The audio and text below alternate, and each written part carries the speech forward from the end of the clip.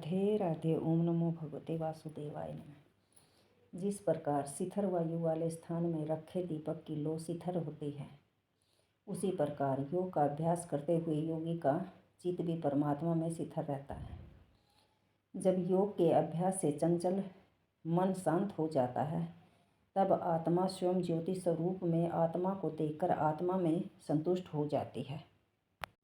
ये अनंत सुख जो इंद्रियों द्वारा अनुभव से परे है, शुद्ध बुद्धि द्वारा ग्रहण करने योग्य है, इसमें स्थिर होकर योगी फिर कभी बाहरी तत्व से विचलित नहीं होता। जब मनुष्य को अधिक लाभ हो, खुशी नहीं होती और हानि हो तो दुख नहीं होता। जब योग से ऐसी स्थिति हो जाए कि उसे कोई दुख स्पर्श नहीं कर सकता, ऐसे योग का अभ्यास बिना उकताई चित्त से निश्चयपूर्वक करना चाहिए।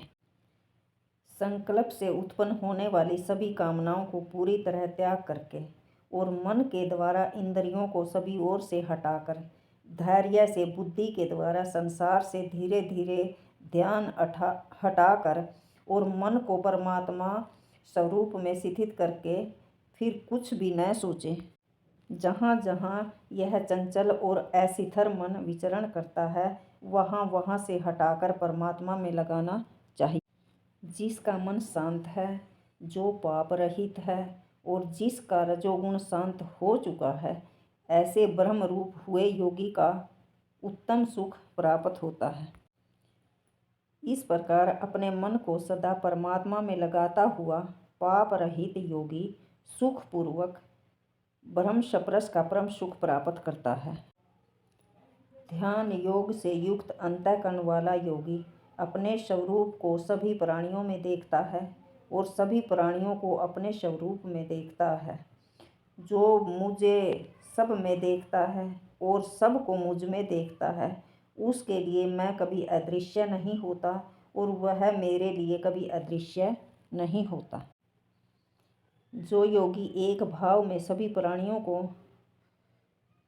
जानकर मेरा भजन करता है, वह योगी सब कुछ करता हुआ भी मुझ में स्थित रहता है। हे अर्जुन, जो पुरुष सभी के दुखों अथवा सुखों को एक दृष्टि से देखता है, वह उसके अपने सुख और दुख हैं, वह परम योगी माना गया है। अर्जुन ने कहा, हे मधुसूदन, मैं आपके द्वारा बताए गए एक भाव वाले योग को नहीं समझ पाया हूँ। मुझे यह स्थिति चिरस्थायी नहीं प्रतीत होती, क्योंकि मेरा मन चंचल है। क्योंकि हे कृष्ण, यह मन चंचल अस्थिर स्वभाव का बलवान और जिद्दी है।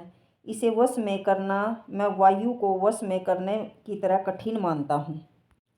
श्री भगवान बोले, हे महाबाहो, निसंदेह यह मन चंचल और कठिनता से वश में होने वाला है, किंतु हे कौन्ते, इसे अभ्यास और वैराग्य के द्वारा वश में किया जा सकता है। मैं मानता हूँ कि जिसका मन वश में नहीं है, उसके लिए योग प्राप्त करना कठिन है, परंतु अपने मन को वश में करके सही उपायों का प्रयोग कर प्रयत्नशील पुरुष को अवश्य योग प्राप्त हो सकता है। अर्जुन बोले, हे कृष्ण, जिसकी योग में श्रद्धा तो है, किंतु मन उसके वश में नहीं है, ऐसी अवस्था में वह यदि योग से विचलित हो जाता है, तो वह योग सिद्धि को प्राप्त न करके किस गति को प्राप्त करता है?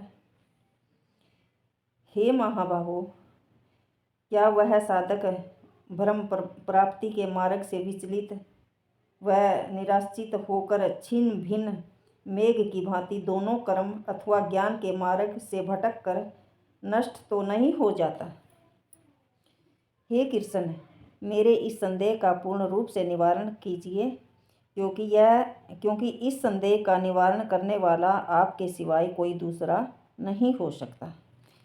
श्री भगवान बोले, हे पार्थ, उस पुरुष का न तो इस लोक में और न ही परलोक में नाश होता है, क्योंकि शुभ कर्म करने वाला कभी दुर्गति को प्राप्त नहीं होता।